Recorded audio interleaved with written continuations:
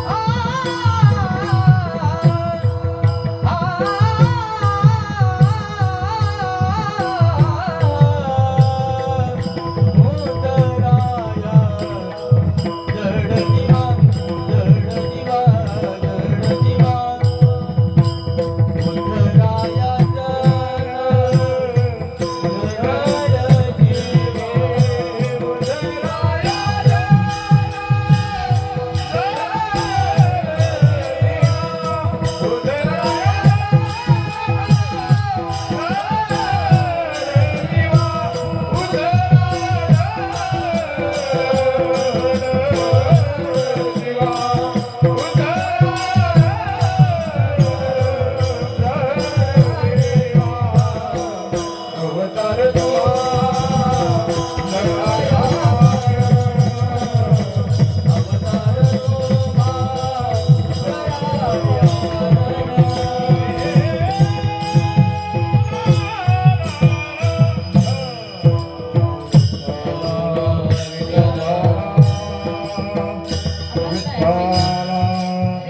विठला विठल विठल विठल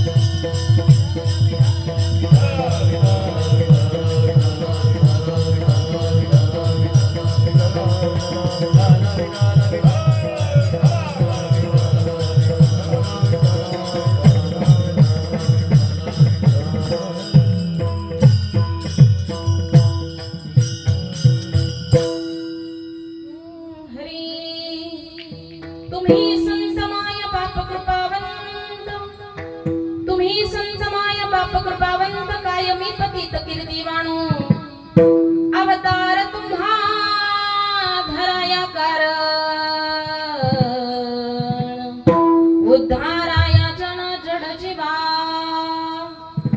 वाढावया सुख भक्ती भाव धर्म वाढावया सुख भक्ती भाव धर्म कुळाचार नाम विठोबाचे अवतार तुम्हा धराया कारण उद्धाराया जन जड जीवा तुका म्हणे गुण चंदनाचे अंगी तुका म्हणे गुण चंदनाचे अंगी तैसे तुम्ही जगी संत जन अवतार तुम्हा धराया कारण उद्धाराया जन जड जीवा विठ्ठल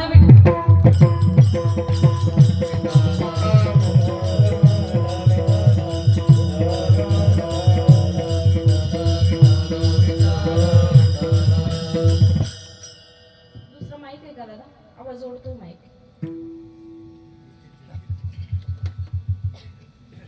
विठ्ठल विठ्ठल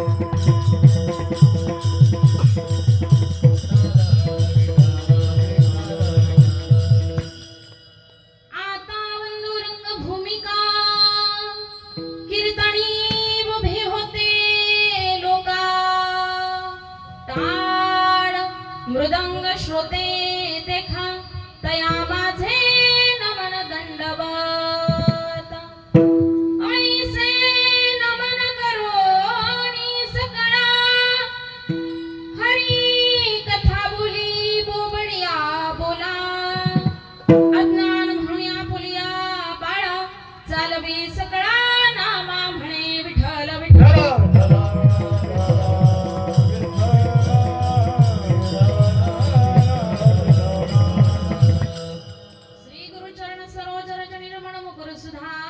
रिटर्न ना दादा रिटर्न कमी येतो पूर्ण हॅलो हॅलो हॅलो वरती करणे बसवलेले का करण्याचा आवाज थोडासा कमी करा आतमध्ये आवाज द्या हॅलो रिटर्न वाढवा हॅलो हॅलो हॅलो हरी श्री गुरुचरण सरोज रजनी रमण गुरु सुधारी बरणव रघुबल विमल जसो जो दायक फलचारी बुद्धिहीन तुम जानके सुमिरो पवन कुमार बल बुद्धि विद्या देहो मोहे हरहु कलेश विकार चलो आओ जी पवन कुमार पधारो हरि कीर्तन में करो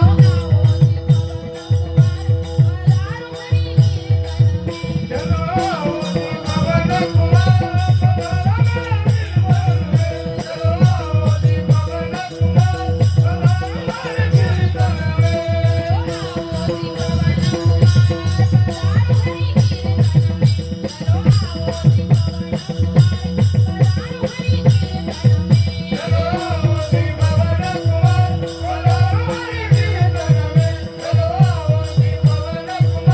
पधारो हरि कीर्तन में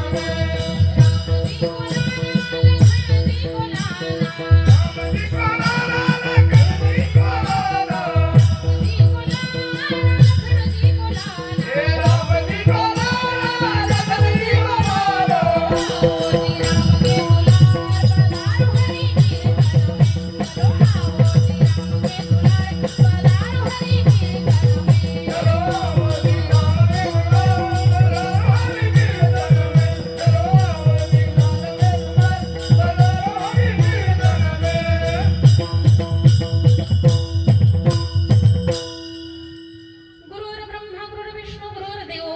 कुमार गुरु साक्षात परब्रह्म तस्मै श्री गुरवे नमः महायोग पीठे तटे भीमरद्दम्बरं पुंडलिकाय दातृमणेन्द्रे समागत्य तिष्ठं नमानन्दकन्दं परब्रह्मलिङ्गं भजे पाण्डुरङ्गं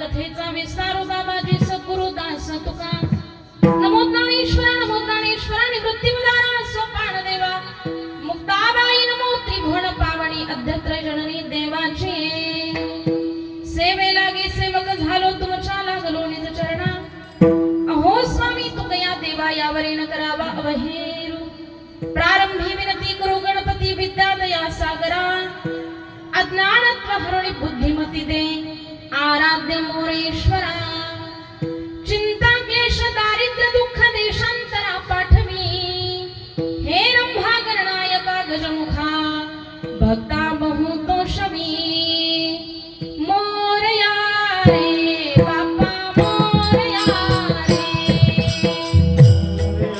सर्वांनी भजन करायचं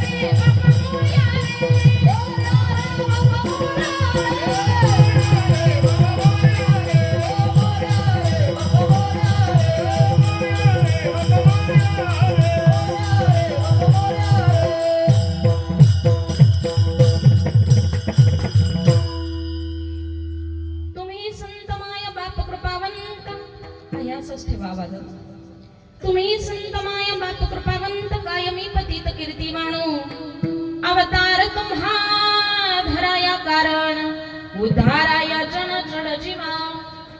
प्रस्तुत प्राप्त प्रसंगी कीर्तन रूपी सेवेकरता निवडलेला अभंग आनंद कंद करुणा करुणालय भगवान पंढरीश पांडुरंग परमात्मा ज्ञानेश प्रिय संत जगद्गुरु तुकोबाराय. आणि ज्या काळामध्ये राजा रामदेवराय राज्य करत असताना राजा प्रजेच्या मनासारखा वागत होता, प्रजा राजाच्या मनासारखा वागत होती. राम राज्य हे निर्माण झालं आणि विश्वनियंताला अवतार घ्यावासा वाटला म्हणून विश्वनियंतानं खाली डोकावून पाहिलं.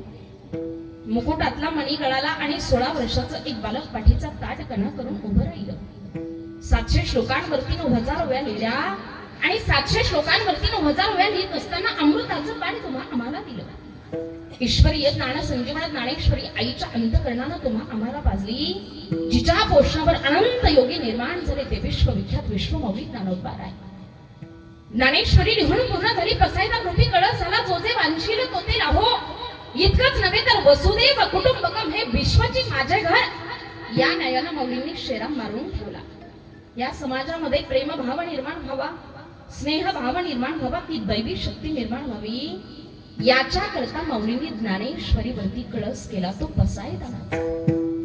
अरे ज्ञानेश्वरी लिहून पूर्ण झाली आणि ज्ञानेश्वरी लिहून पूर्ण झाल्यानंतर अल्लाउद्दीन खिलजीची महाराष्ट्रावरती स्वारी झाली.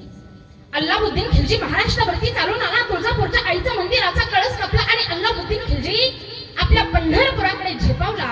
आणि मग माझ्या मौलींच्या लक्षात आलं की आता आपली ज्ञानेश्वरी सुद्धा राहत नाही.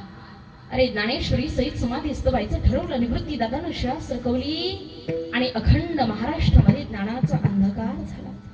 300-350 वर्ष महाराष्ट्र अज्ञानाच्या अंधारामध्ये चाचपडत राहिला. अरे 300-350 वर्ष महाराष्ट्र एकाच अवस्थेने बघत होता.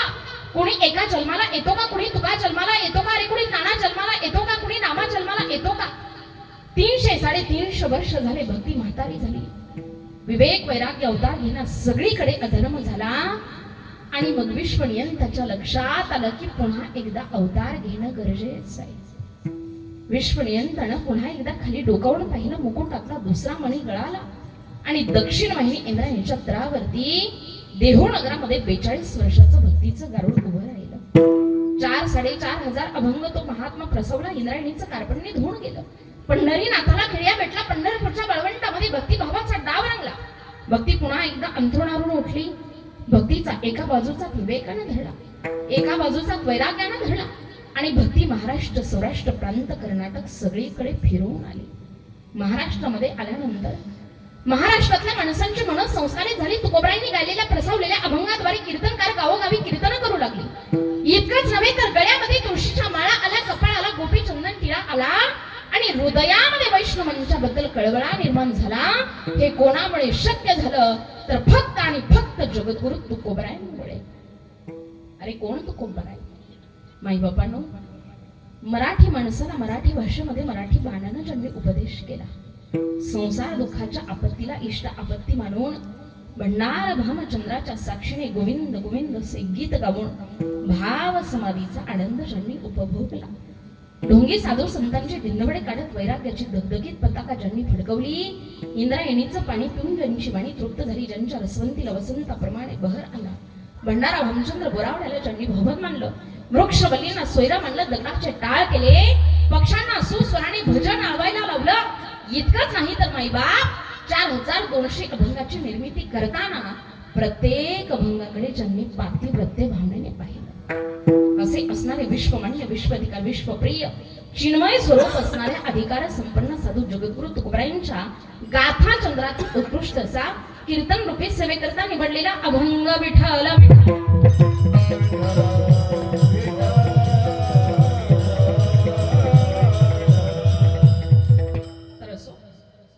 या अभंगाचा सरळ सरळ भावार्थ असा आहे. काय सांगतात जगद्गुरु तुकोबारा या अभंगाद्वारे? लक्षपूर्वक ऐका.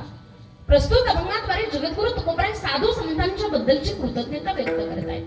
साधू संतांच्या बद्दलची कृतज्ञता व्यक्त करत असताना तुकोबारायांनी म्हणावं, तुम्ही संत माय आहात, तुम्ही संत बाप आहात, तुम्ही संत कृपावंत आहात आणि तुमची कीर्ती मी पतित काय वाढव. तुम्ही संत माय बाप कृपावंत काय मी पतित कीर्ती वाढव. खऱ्या अर्थाने जगद्गुरु तुकोबारायांनी स्वतःला पतित म्हणून घेतलं आणि इतर साधू संतांना माय बापाची उपमा दिली. मग जगद्गुरु तुकोबरायांना का साधकाने प्रश्न विचारला, का हो तुकोबराय, साधू संतांच्या बद्दलची कृतज्ञता व्यक्त करत असताना तुम्ही माय बापाची उपमा देता, तुम्ही त्यांना कृपावंत म्हणता. इतकंच नव्हे तर किंबहुना स्वतःला तुम्ही पतित म्हणून घेता. इतका त्यांचा काय बरं अधिकार मोठा आहे? तर तुकोबराय म्हणतात त्यांच्या अवताराचं कारणच तसं आहे. अवतार तुम्हा धराया कारण उद्धाराया जन जडाची वा. संत अवताराला येतात या जगतामध्ये खऱ्या अर्थाने जड जीवांचा उद्धार करण्याकरता. असा पहिल्या आणि दुसऱ्या चरणाचा अर्थ आहे. आणि तिसऱ्या आणि चौथ्या चरणामध्ये जगद्गुरु तुकोबराय खऱ्या अर्थाने सांगतायत की संत अवताराला येऊन फक्त जड जीवांचा उद्धार करत नाही तर भक्ती भाव धर्म आणि सुख वाढवण्याचं काम करतात. आणि शेवटी म्हणतात ज्याप्रमाणे चंदन वृक्षाच्या अंगामध्ये गुण असतात, कसे चंदन वृक्ष स्वतः झिजतो आणि स्वतः झिजून इतरांना सुगंध देतो ना, तसे संत या जगतामध्ये काम करत असतात. तुका म्हणे गुण चंदनाचे अंगी, तैसे तुम्ही जगी संत जन. विठ्ठल विठ्ठल.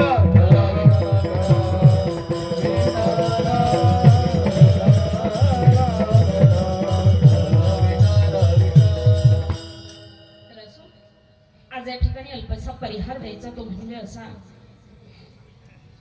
भगवान परशुरामांच्या पदस्पर्शाने पावन झालेली आणि पुनीत झालेली ही कोकण भूमी. या कोकण भूमीमध्ये सुंदर असा चालत असलेला महिला कीर्तन महोत्सव. इतकी सुंदर प्रस्तावना या निमंत्रण पत्रिकेवरती आहे. शब्दरचना कोणाची आहे माहित नाही, पण फार सुंदर या ठिकाणी लिहिलेलं आहे. सुंदर अशी ही भूमी आणि या भूमीमध्ये गेली 4 वर्ष तुम्ही सुंदर असा कार्यक्रम या ठिकाणी आयोजित करताय. आणि याच कीर्तन महोत्सवामध्ये या ठिकाणी असलेली ही दुसऱ्या दिवसाची कीर्तन रूपी सेवा खऱ्या अर्थाने तुम्हा सर्वांच्या माध्यमातून माझ्याकडे सुपूर्द करण्यात आली. प्रातिनिधिक स्वरूपामध्ये ज्यांनी या ठिकाणी मला संपर्क केला वेळोवेळी, या कार्यक्रमाचं निमंत्रण ज्यांनी दिलं ते असणारे दीपक महाराज आंबेडे यांच्या माध्यमातून खऱ्या अर्थाने संपर्क झाला आणि ही सेवा माझ्याकडे सुपूर्द करण्यात आली. प्रथमतः मी त्यांचं ऋण व्यक्त करते. त्याचप्रमाणे या कार्यक्रमाचं स्थळ पाहता हरिभक्तपरायण अनंत आंबेडे महाराज यांचे निवासस्थान पीर लोटे दीक्षितवाडी तालुका खेड जिल्हा रत्नागिरी. आणि खऱ्या अर्थाने या कार्यक्रमाचे आयोजक संयोजक, या कार्यक्रमाचं निमंत्रण जरी दीपक महाराजांनी दिलं असलं ना, तरी सुद्धा सगळ्यांच्या साथीनं खऱ्या अर्थानं हा कार्यक्रम या ठिकाणी पार पडतो. कारण हा खेळ नव्हे एकट्याचा. कुठलाही कार्यक्रम जर करायचा असेल तर त्या ठिकाणी युनिटी फार महत्वाची असते आणि ती या ठिकाणी पाहायला मिळते. हरिभक्तपरायण संतोष गंगाराम शिगवण, त्याचप्रमाणे हरिभक्तपरायण नितीन महाराज, त्याचप्रमाणे हरिभक्तपरायण राजेंद्र महाराज पवार आंबेडे, त्याचप्रमाणे निलेश महाराज पवार, त्याचप्रमाणे जयराम महाराज धाडवे, त्याचप्रमाणे यशवंत महाराज साळवी, त्याचप्रमाणे सुरेश महाराज आंबेडे, त्याचप्रमाणे अनिल महाराज कदम, विजय महाराज चौधरी, राजेश महाराज आंबेडे, रवींद्र महाराज कांगणे, चंद्रकांत महाराज चौधरी, रमेश महाराज खापरे, दिनेश महाराज खेराडे, त्याचप्रमाणे महेश महाराज खोपटकर, अरविंद महाराज खापरे, रवींद्र महाराज शिगवण, अनिल महाराज आंबेडे, विनायक महाराज थोरे, अंकुश महाराज चौधरी, राजकुमार महाराज खापरे, प्रभाकर महाराज शिगवण आणि दशरथ महाराज कुळे. असा सर्वांचा या ठिकाणी नामोल्लेख करणं फार गरजेचं होतं. कारण हे आयोजक नियोजक कार्यक्रमाला शोभा वाढवणारे सगळे संयोजक आहेत. यांच्याकरता सर्वांनी जोरदार टाळ्या वाजवा. जोरदार टाळ्या वाजवा याच्याकरता नाही म्हटले बरं का, माझं कीर्तन ठेवलं म्हणून नाही. या ठिकाणी कीर्तन महोत्सव आयोजित केला म्हणून या ठिकाणी टाळ्या वाजवा खऱ्या अर्थानं. त्याचप्रमाणे 3 वर्ष सलग हा कार्यक्रम चालत होता आणि 3 वर्ष पूर्ण झाल्यानंतर महाराजांची संकल्पना होती की हा कार्यक्रम आता आपण स्थगित केला पाहिजे. परंतु तरी सुद्धा ज्यांच्या माध्यमातून हा कार्यक्रम पुढे चालू ठेवला असे असणारे माननीय श्री चंद्रकांतजी चाळके साहेब, त्याचप्रमाणे बापूसाहेब आंबरे यांच्या माध्यमातून खऱ्या अर्थाने हा कार्यक्रम पुढे चालू आहे. त्यांच्याकरता सुद्धा सर्वांनी जोरदार टाळ्या वाजवा. कारण श्रीमंती प्रत्येकाकडे असते बघा, पण दातृत्व प्रत्येकाकडे नसतं. असं दातृत्व आणि मनाचा मोठेपणा ज्यांचा आहे असे हे 2 माणसं या कार्यक्रमाला तुम्हाला लाभलेले, त्यांचे ऋण व्यक्त करते. त्याचप्रमाणे आज या ठिकाणी कार्यक्रमाला साथ करणारे, कार्यक्रमाला सजावणारे धजावणारे महाराष्ट्रातील नामवंत गायनाचार्य मृदंगाचार्य या ठिकाणी उपस्थित आहेत. त्याच्यामध्ये गोड अशी गायनाची साथ करणारे, सुरुवातीला सुंदर अशी पंचपदी ज्यांनी केली ते असणारे हरिभक्तपरायण नाव काय महाराजांचं, रितेश महाराज त्यांचे ऋण व्यक्त करते, त्याचप्रमाणे त्यांच्या पाठीमागे साथ करणारे हरिभक्त परायण ओंकार जाधव, ओंकार महाराज जाधव, त्याचप्रमाणे हरिभक्त परायण दुसरे गायनाचार्य सचिन गोवळकर, सचिन महाराज त्यांचे ऋण व्यक्त करते, पाठीमागे उभे असलेले सगळे टाळकरी वृंद सर्वांच्या चरणी विनम्र भावनेनं वंदन करते. त्याचप्रमाणे गोड अशी मृदुंगाची साथ करणारे हरिभक्त परायण नाव काय महाराजांचं? आदित्य महाराज, आदित्य महाराज त्यांचे ऋण व्यक्त करते. वास्तविक पाहिलं तर त्यांच्या बोटामध्ये अशी जादू आहे. मला त्यांच्याकडे एक वाक्य म्हणावं वाटतं बरं. आदित्य महाराज यांच्या बोटामध्ये अशी जादू आहे की त्यांच्या जादूला बोट ठेवायला जागा नाही आणि अशी माणसं बोटावर मोजण्या इतकीच असतात. आणि मी पांडुरंग परमात्म्याकडे अशी मागणी करेल की देवाने त्यांच्या कलेला बोटभरही कमी पडू देऊ नये. इतकी सुंदर त्यांच्यामध्ये त्यांचे ऋण व्यक्त करते. त्याचप्रमाणे सुंदर असे साऊंड सिस्टीम त्यांचे. वास्तविक पाहिलं तर जितका सुंदर माझा आवाज तुम्हाला ऐकू येतोय इतका सुंदर नाही बरं का. आहे का माता माऊल्या? मुक्या नाही तुम्ही का? कीर्तनाला बोलत नाही असं काय नियम आहे हो तुमच्याकडे? नाही ना? मग बोला. जितका सुंदर ऐकू येतोय तितका सुंदर नाही, कारण रोजचे सकाळ संध्याकाळ 2 कीर्तनं चालू आहेत. आवाज राहिलेलाच नाही. पण ज्यांच्या सुंदर अशा सिस्टीम मधून माझा आवाज सुंदर होड तुमच्यापर्यंत पोहोचतोय अशी असणारी साऊंड सिस्टीम त्या दादांकरता सुद्धा जोरदार टाळ्या वाजवा सगळ्यांनी. त्याचप्रमाणे आपल्या कार्यक्रमाचं प्रक्षेपण करणारे कॅमेरामॅन त्यांचे ऋण व्यक्त करते. पाठीमागे उभे असलेले सगळे काळकरी वृंद, बसलेले संपूर्ण श्रोतृवर्ग, त्याचप्रमाणे असणारा संपूर्ण दीपक महाराजांचा परिवार. या ठिकाणी या परिवाराला द्यावेत तेवढे धन्यवाद कमी आहेत. वारकरी संप्रदायाकरता आपलं जीवन समर्पित करणं या कलियुगामध्ये ही काही सोपी गोष्ट नाही मायबापांनो. या कलियुगामध्ये जगत असताना तुम्ही पाहता संस्कार नावाची गोष्ट तुम्हाला पाहायला मिळत नाही. वास्तविक पाहिलं तर धन दौलत पैसा प्रॉपर्टी संपत्ती याला महत्व देणारे लोक आज या कलियुगामध्ये वाढले.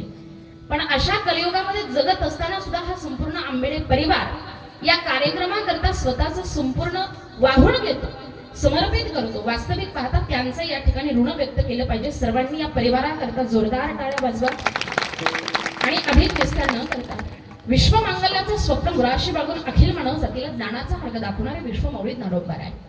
जगद्गुरु श्री संत तुकोबाराय आदी करून सकल संतांच्या चरणी साष्टांग नमन करून सिद्ध साधक संत महंतांना वंदन करून आणि माझे वडील वैकुंठवासी पोपट लक्ष्मण डोके यांच्या पावन स्मृतीला स्मरून, त्याचप्रमाणे माझे गुरुदेव ब्रह्मलीन ब्रह्म चैतन्य स्वामी श्यामसुंदर महाराज पुरी रमतेराम दिगे बाबा यांच्या पावन स्मृतीला स्मरून आणि उपस्थित श्रोतृजन तसेच विश्वमौली नरवरांना अभिवादन करून अभंगाच्या पदापदाचं चिंतन करण्याकरता प्रवृत्त होते. विठ्ठल विठ्ठल.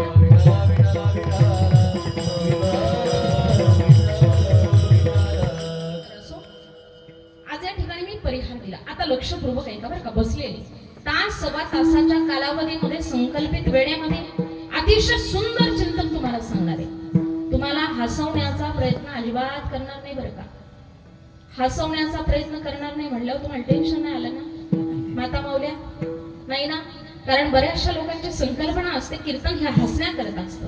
परंतु माझं प्रामाणिक मत सांगू तुम्हाला, लोक म्हणतात कीर्तनामध्ये विनोद असावा म्हणजे पिकावरती फवारणी नसेल तर पिकावरती कीड पडण्याची शक्यता म्हणतात. पण सांगू तुम्हाला, फवारणी जास्त झाली तर पीक जळण्याची पण शक्यता आहे ना. हा, कळतंय ना तुम्हाला माझं बोलणं? म्हणून पीक जळू न देण्याची जबाबदारी कीर्तन करायची आहे. कथावर कीर्तन हसणे केले नाही होते.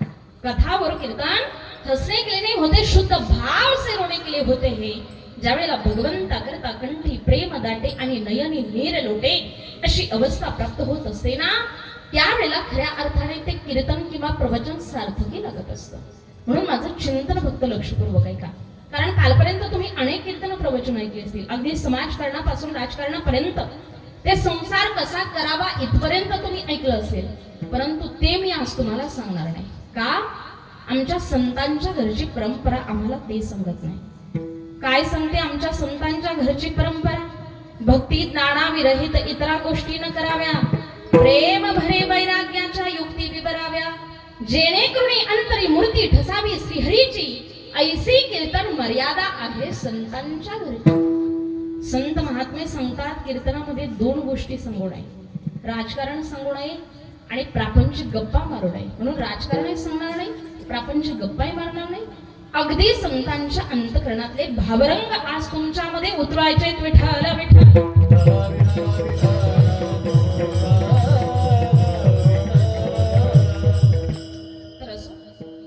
चिंतनाचा प्रतिपाद्य विषय असा आहे, अभंग जगद्गुरु तुकोबरायांचा आहे आणि खऱ्या अर्थाने साधू संतांच्या बद्दलची कृतज्ञता व्यक्त करणार आहे बघा.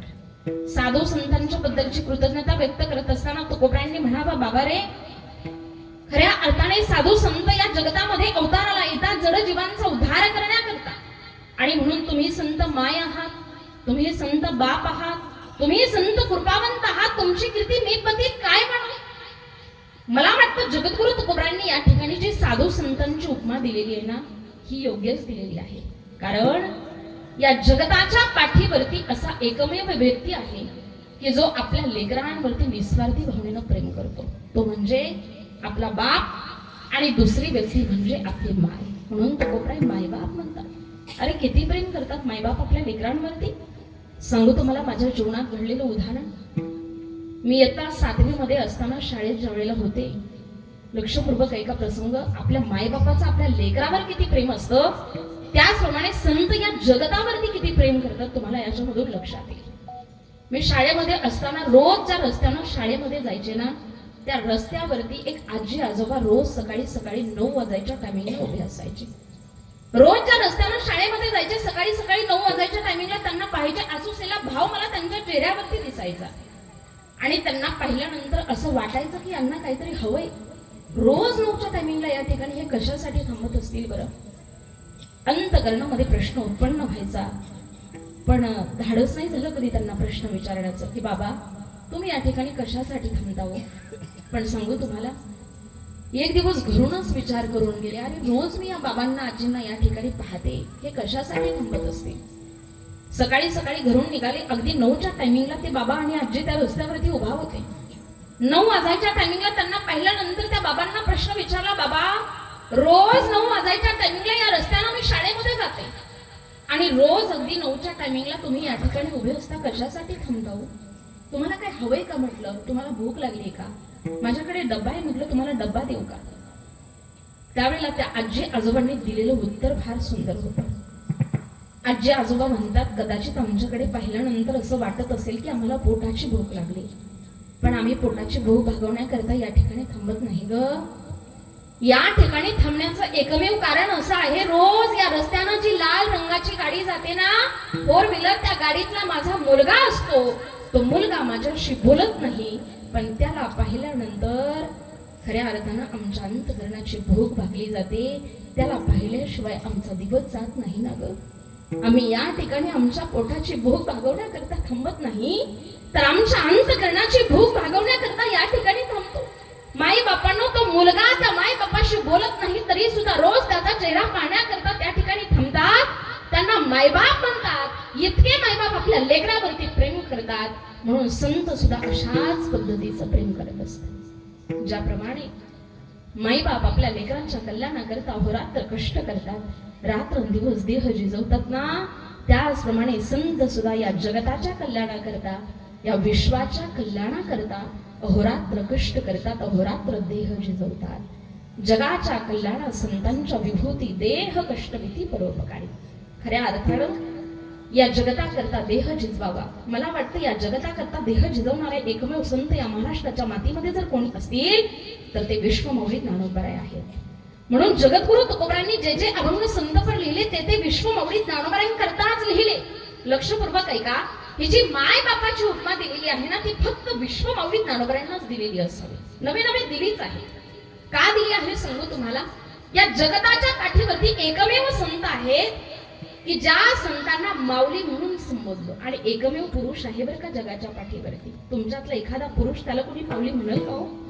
माऊली कुठं म्हटलं जातं, ज्या वेळेला तुम्ही माऊलींच्या सोहळ्यात पंढरपूरला जाता तेव्हाच तुम्हाला माऊली म्हटलं जातं, तोपर्यंत नाही म्हटलं जात.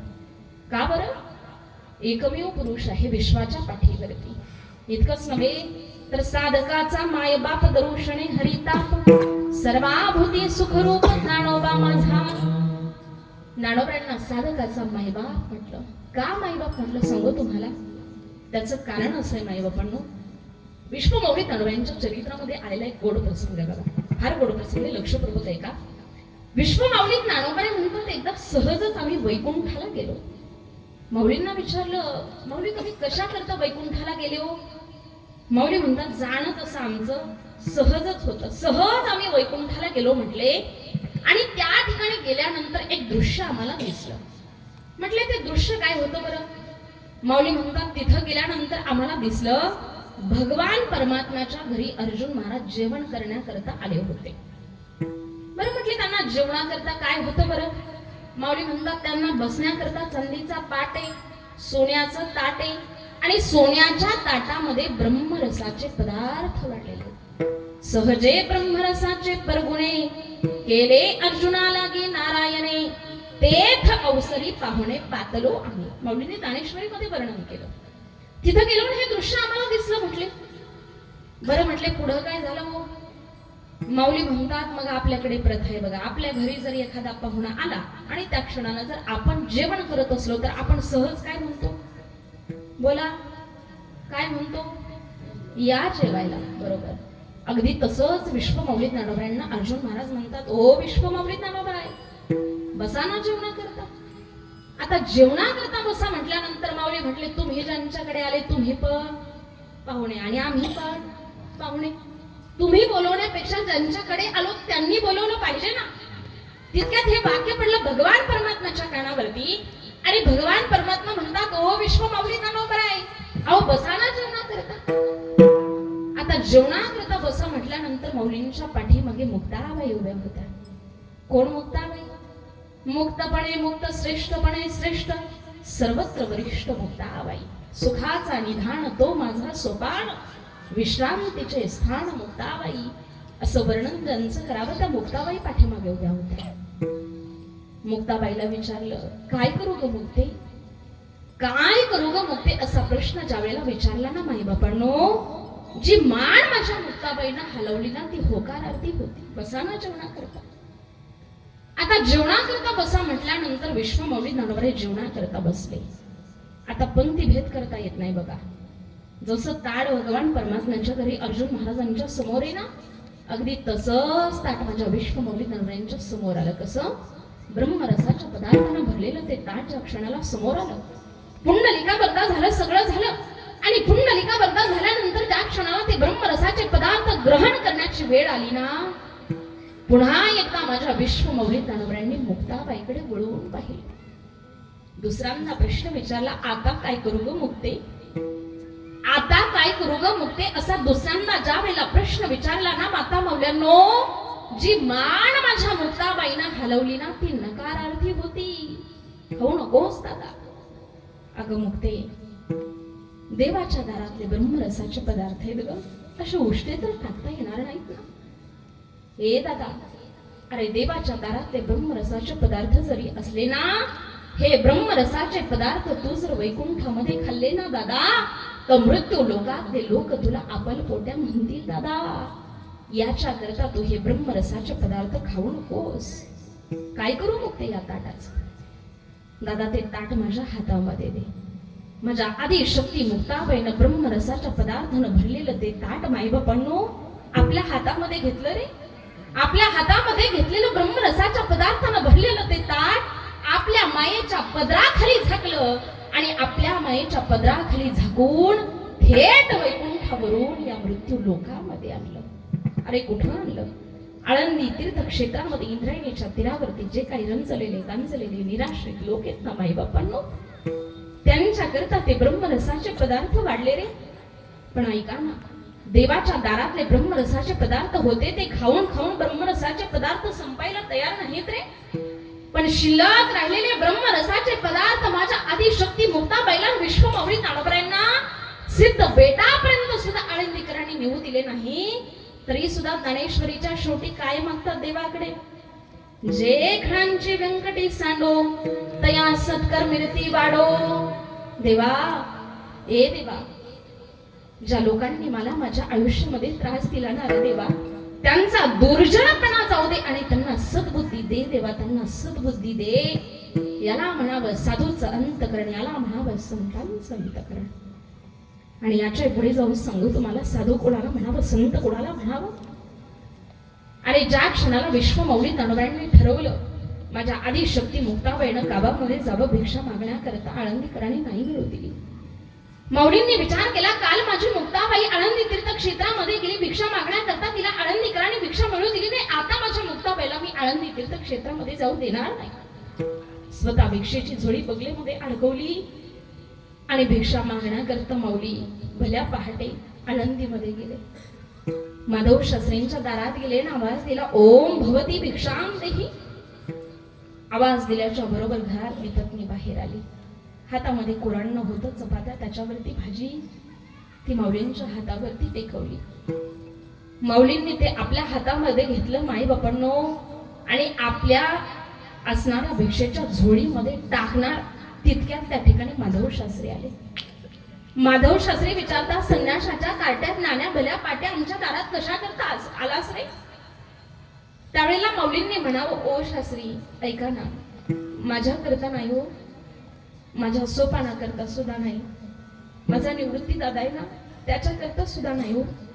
छोटीशी बहीण आमची 5 वर्षाची मुक्ताबाई, तिच्याकरता थोडीशी चपाती मिळू द्यावं, थोडीशी भाजी मिळू द्या. विनंती केली माऊलींनी, पण माहे बापांनो नाही मिळू दिली. माधव शास्त्रींनी कंबरड्यात लाद घातली माऊलींच्या.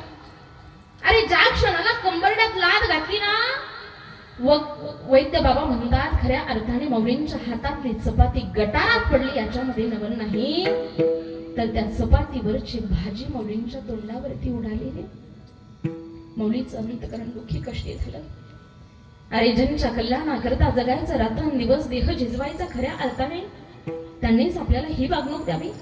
आता मला या जगात राहायचं नाही, आता मला या विश्वात राहायचं नाही, हा विचार माऊलींनी केला ना. आळंदी तीर्थ क्षेत्रातून एका गल्लीतून उद्विग्न अवस्थेमध्ये माऊली सिद्धबेटाच्या दिशेने निघाल. पाठोपाठ निवृत्ती दादानं जावं. एका गल्लीतून निवृत्ती दादा पळतायत, एका गल्लीतून ज्ञान दादा पळतायत. निवृत्ती दादानं विचार केला, ज्ञान दादाला अशा अवस्थेमध्ये कधी पाहिलं नाही. सिद्धबेटात प्रवेश झाला, झोपडीमध्ये आले आणि पाठोपाठ आलेल्या निवृत्ती दादानं विचारलं, का रे दादा काय झालं, असं उद्विग्न अवस्थेमध्ये तुला कधी पाहिलं नाही रे?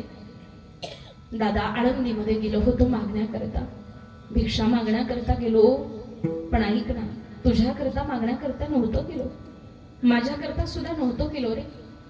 आपला सोपान तर कधी काही लागलं तरी मागत नाही. सोपान काका हे ब्रह्म अवस्थेमध्ये असणारं पात्र आहे माई बापांनो. तुम्ही मुक्ताबाई म्हणतात ऐकलं असेल, तुम्ही निवृत्तीनाथ महाराज म्हणतात ऐकलं असेल, तुम्ही ज्ञानोबाई म्हणतात ऐकलं असेल, पण सोपान काका म्हणतात असं कुठं ऐकलं नसेल. कारण सोपान काका हे ब्रह्म अवस्थेमध्ये असणारं पात्र आहे. माझा सोपान कधी काही लागलं तरी मागत नाही रे. पण आपली बहीण छोटीशी 5 वर्षाची मुक्ताबाई, तिला भूक लागली होती रे, तिच्याकरता मागण्याकरता गेलो होतो, नाही मिळू दिली आळंदीकरांनी. आळंदीकर मारतात रे दादा, आपल्याला जगायचं कशा करता? आता मला या विश्वात राहायचं नाही, जी माझ्या आईवडिलांची भूमिका ती माझी भूमिका आता दिसू नये जना, या अवस्थेला मला प्राप्त व्हायचंय. आता मला या जगात राहायचं नाही असं ज्या वेळेला ज्ञानोबरांनी म्हटलं ना, निवृत्ती दादाच्या मुखातलं एक वाक्य आपल्याला संतत्व शिकवून जातं. निवृत्ती दादानं एकच वाक्य वापरलं, माई बापांनो ते वाक्य लक्षपूर्वक ऐका. संत कोणाला म्हणावं, साधू कोणाला म्हणावं, महात्मा कोणाला म्हणावं, तुमच्या लक्षात येईल. निवृत्ती दादा म्हणतात, मारू देत ज्ञाना, आळंदीकर आपले मायबाप आहेत. अरे मारलं तरी म्हणावं, आळंदीकर आपले मायबाप आहेत. यालाच म्हणतात संत तुझी जाणा जगी दया क्षमा ज्याच्या अंगी, किंवा जे कारण जले गंजले त्यासी म्हणे जो आपुले, तोची साधू ओळखावा देव तेथेची जाणावं. खऱ्या अर्थाने त्याला साधू म्हणावं, संत म्हणावं, महात्मा म्हणावं. माया जिसे न जाती है उसे जीवात्मा कहते हैं. संत कोणाला म्हणावं ऐका, माया जिसे न जाती है उसे जीवात्मा कहते हैं, जो माया को न चाहते हैं उसे परमात्मा कहते हैं, और माया के बीच रहकर जो माया से अलिप्त रहते हैं उसे संत साधु और महात्मा कहते हैं. खऱ्या अर्थाने तसे संत साधू आणि महात्मे या महाराष्ट्राच्या मातीमध्ये होऊन गेले माई बापांनी. ज्या क्षणाला विश्व मौली ज्ञानोबा म्हणतात, मला या विश्वात राहायचं नाही, निवृत्ती दादाला झोपडीच्या बाहेर काढून दिलं, बगलेतली झोळी काढली, खुंटीला अडकवली, पद्मासन म्हटलं माझ्या माऊलीने. कशा करता रे? या जगाचा निरोप घेण्याकरता. कशाला जगायचं? जी माझ्या आईवडिलांची भूमिका ती माझी भूमिका. पद्मासन मांडून डोळे बंद केले आणि डोळे बंद करून आपल्या प्राणांचं उत्क्रमण करायला माऊलींनी सुरुवात केली. ज्या ज्या क्षणाला या पृथ्वी तलावरती प्राणांचं उत्क्रमण होतं, योगी महात्म्याचं, पुण्यवान महात्म्याचं, या निसर्गाचं कालचक्र बदलतं. मंद मंद पाऊस चालू झाला, सोसाट्याचा वारा सुटला, विजांचा कडकडाट झाला, ढगांचा कडकडाट झाला आणि एकच आकाशामध्ये वीज कडाली. ती कडालेली वीज बघा मुक्ताबाईने इंद्रायणीच्या तीरावरती पाहिली. इंद्रायणीच्या तीरावरती पंचे धुवायला गेलेली मुक्ताबाई विचार करते, अरे असं काय झालं असावं, निसर्गाने एवढं रौद्ररूप का धारण केलं असेल. स्वतः ते पंचे धुवायचे बाजूला ठेवले आणि इंद्रायणीच्या तीरावरती माझ्या मुक्ताबाईनं सुद्धा पद्मासन मांडलं रे. आपल्या भावाकरता डोळे बंद केले आणि डोळे बंद करून ध्यानस्थ अवस्थेला बसून पाहिलं. तिच्या लक्षात आलं, अरे हा दुसरा तिसरा कोणी नसून माझा दादा आहे रे. मायबाप गेल्याच्या नंतर जमांडीवरती हसावं रुसावं ती माझी माऊली या निर्णयापर्यंत मी माझ्या दादाला प्राणांचं उत्क्रमण करू देणार नाही. मी माझ्या दादाला या जगाचा निरोप घेऊ देणार नाही. अरे त्या 5 वर्षाच्या मुक्ताबाईनं काय केलं ऐका. वैद्य बाबांच्या मुखातले शब्द वैद्य बाबा म्हणतात, सम्राट शक्तीच्या द्वारा, सुप्त शक्तीच्या द्वारा, निरा शक्तीच्या द्वारा, पराशक्तीच्या द्वारा त्या छोट्याशा 5 वर्षाच्या मुक्ताबाईनं आपला सुद्धा प्राण वरती काढला आणि प्राण वरती काढून ज्ञानोबरायांच्या नासिकेतून ज्ञानोबरायांच्या शरीरात प्रवेश केला आणि ज्ञानोबरायांच्या शरीरात प्रवेश करून ज्ञानोबरायांच्या कंठात आडव्या झोपल्या आणि आडव्या झोपून तिथं जी पहिली हाक मारली ना, ती हाक म्हणजे ताटीचा पहिला अभंग योगी पावन मनाचा. योगी पावन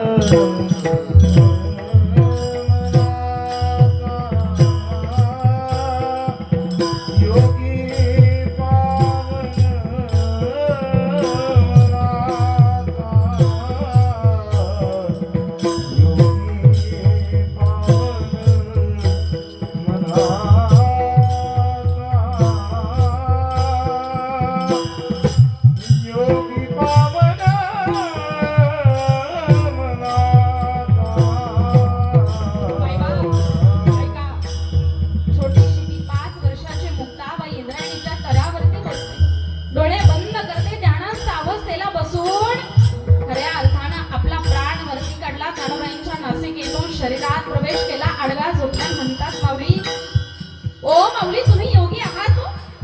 योगी असल्या कारणानं योग्यानं सहन करायचं असतं. या जगताचे अपराध तुम्ही सहन करा. अरे सहन करणाऱ्याची मंदिरं होतात, सहन करणाऱ्याची पूजा होते.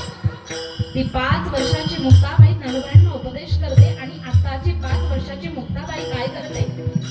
अरे त्या 5 वर्षाच्या मुक्ताबाईच्या उपदेशानं माझ्या विष्णू माऊली ज्ञानोबरांनी आळंदी तीर्थक्षेत्र सोडून पैठण नावाच्या तीर्थक्षेत्रामध्ये गेले आणि त्या पैठण नावाच्या तीर्थक्षेत्रामध्ये काय केलं, भगवद्गीतेवरती प्रवचन सुरू केली. 6 महिने प्रवचन झाली आणि पुन्हा एकदा मुक्ताबाई म्हणते, माऊली गंगा बहती भली साधू भटकता भला.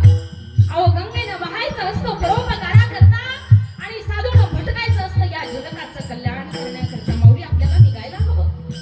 पुन्हा एकदा ही भवंत मजल दर मजल करत आळंदी तीर्थक्षेत्राच्या दिशेने निघाले.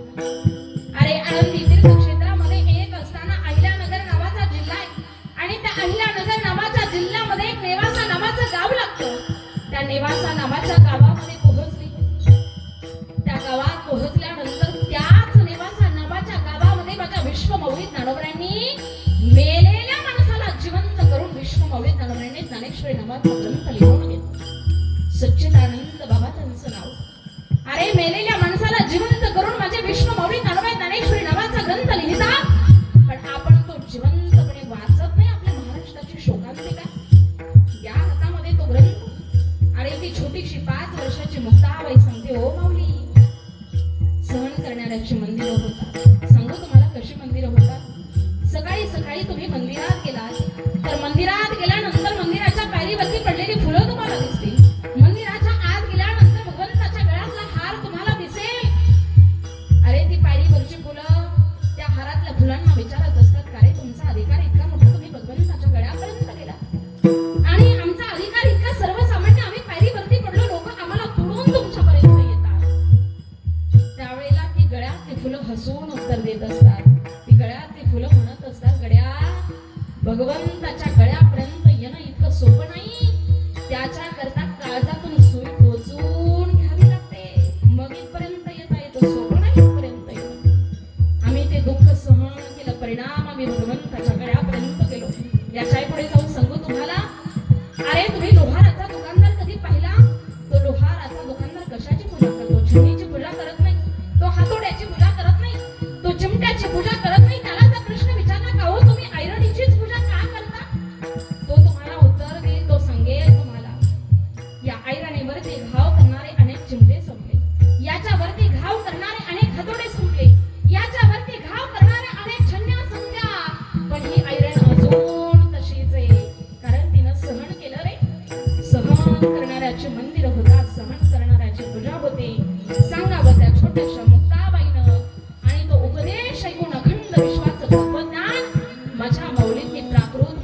भाषेमध्ये खुलं करावं.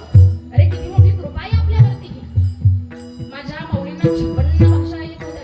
56 भाषेचा केला असे गौरव, पण 56 भाषेत ज्ञानेश्वरी लिहिली नाही माझ्या माऊलींनी. आपल्यावरती सगळ्यात मोठी केलेली कृपा आहे. अरे संस्कृत भाषेत लिहिली असती तर तुम्हाला आम्हाला तिचा उपभोग घेता आला नसता. तीच ज्ञानेश्वरी जर उर्दू भाषेत लिहिली असती तर आपल्याला तिचा उपभोग घेता आला नसता. पण प्राकृत मराठी भाषेमध्ये ज्ञानेश्वरी लिहिली ही आपल्यावरती केलेली सर्वात मोठी कृपा आहे. म्हणून मला वाटतं कदाचित तुकोबारांनी म्हणावं, तुम्ही कृपावंत आहात. कृपा करणारे ते संत आहेत आणि त्यांना खऱ्या अर्थाने उपमा देणारे माझे जगद्गुरु तुकोबाराय फक्त माय बापाची उपमा देऊन थांबत नाहीत, तर कृपावंताची सुद्धा उपमा देतात. का कृपावंत म्हटलं? 5 वर्षाच्या मुक्ताबाईच्या उपदेशानं अखंड विश्वाचं तत्वज्ञान तुमच्या माझ्याकरता खुलं केलं.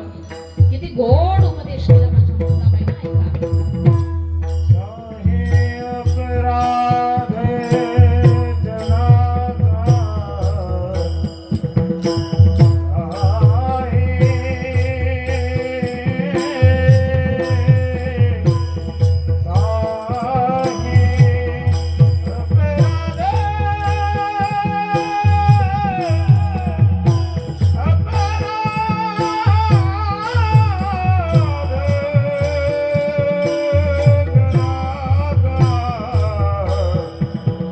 साहे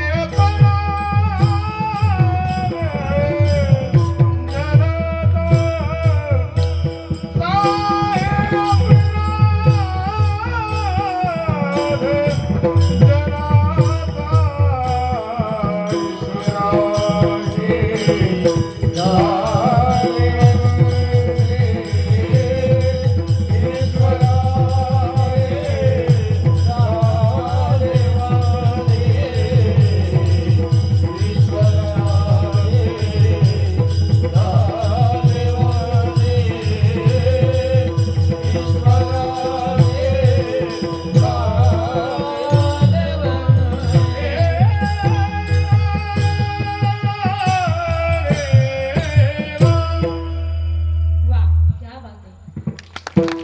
वाचलं जरा मोकळ्या म्हणून टॅक्स नाही लागला त्याच्यावरती अजून. खऱ्या अर्थानं गोड असा उपदेश 5 वर्षाची मुक्ताबाई करते. ज्ञानोबा यांच्या कंठात आडव्या झोपून आवाज द्यावा. जे सर्वसामान्य आहेत ना, जे अभ्यास करत नाही, चिंतन करत नाही, ते म्हणतात ताटीवरती थाप मारून आवाज दिला, ताटी उघडत ज्ञानेश्वर. इतकी साधी शक्ती का होती ताटीवरती थाप मारून? विश्व माऊली ज्ञानोबा योगी आहेत, तर ती योग माया शक्ती आहे. तिनं योगाच्याच वाटेनं आवाज दिला आणि सांगितलं, माऊली तुम्ही योगी आहात आणि अखंड विश्वाचं तत्वज्ञान खुलं केलं. खऱ्या अर्थानं या जगताचा उद्धार करण्याकरता, खऱ्या अर्थानं जे काही जीवन त्यांनी समर्पित केलं या समाजाकरता केलं. म्हणून जगद्गुरु तुकोबाराय खऱ्या अर्थानं स्वतःला पतित म्हणून घेतात. अरे स्वतःला पतित म्हणून घ्यावं इतकी पात्रता त्यांची खालची आहे का? स्वतःला पतित म्हणून घेतात. हा त्यांच्या मनाचा मोठेपणा आहे. कारण संत उदार उदार भरले अनंत भंडार. संतांचं अंतकरणच तितकं उदार आहे की खऱ्या अर्थानं ते स्वतःला पतित म्हणून घ्यावं आणि इतर साधू संतांना त्यांनी माय बापाची उपमा द्यावी. तुकोबाराय देतात पहिल्या अभंगाच्या प्रथम चरणी. तुम्ही संत माया बाप कृपावंता, तुम्ही संत माया बाप कृपावंता, तुम्ही संत माया बाप कृपावंता, तुम्ही संत माया बाप कृपावंता.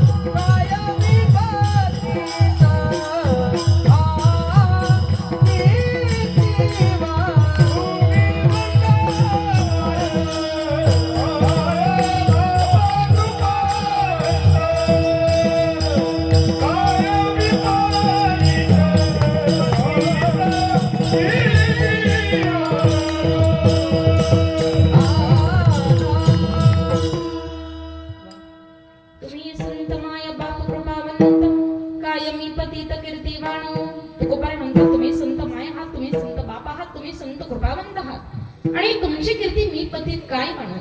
खऱ्या अर्थाने तुकोबराय म्हणतात की तुमचा अवतार जड जीवांचा उद्धार करण्याकरता आहे बघा. संतांच्या अवताराचं कारण या ठिकाणी तुकोबरायांनी सांगितलं. पण मला वाटतं या जगतामध्ये जन्माला आलेल्या प्रत्येक जीवाला काही ना काहीतरी कारण आहे. तुमचा आमचा जन्म झाला या पृथ्वी तलावरती याच्याकरता काहीतरी कारण आहे की मायबापांनो. प्रत्येकाच्या जन्माचं काही ना काहीतरी प्रयोजन आहे.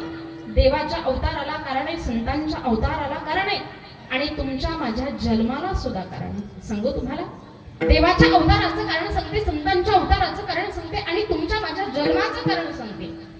देव अवताराला येतो ज्या ज्या वेळेला धर्मावरती संकट येईल, ज्या ज्या वेळेला धर्माची ग्लानी होईल, त्या त्या वेळेला त्या त्या ठिकाणी मी अवतार घेईल, अवतीर्ण होईल. यदा यदा ही धर्मस्य ग्लानिर्भवति भारतम अभ्युत्थानं धर्मस्य तदात्मानं सुजन्मतम्. त्या त्या वेळेला त्या त्या ठिकाणी मी अवतार घेईल, अवतीर्ण होईल. हे देवाच्या अवताराचं कारण सांगितलं. आणि देव अवतार घेतो धर्माचं रक्षण करण्याकरता. अनेक वेळा अवतार घेतलेला आहे बघा देवाने. महाभारतामध्ये येणारं ज्वलंत उदाहरण तुम्हाला माहिती असेल. ज्या वेळेला द्रौपदीवरती संकट आलं, द्रौपदीनं आवाज दिला. आवाज दिल्याच्या बरोबर त्वरा झाली गरुडाटा गेले मागे द्रौपदीच्या लागे नारायणे. इतका धावतो जगाचा बाप. द्रौपदी करता धावून येतो आणि आल्यानंतर लक्षात येतं आता हिच्या करता काय केलं पाहिजे. इतक्या साड्या पुरवतो द्रौपदीचं वस्त्र हाणत थांबवतो. वेळ प्रसंगी गौरवी पांजारी सभे माती आली, सभे माती आली.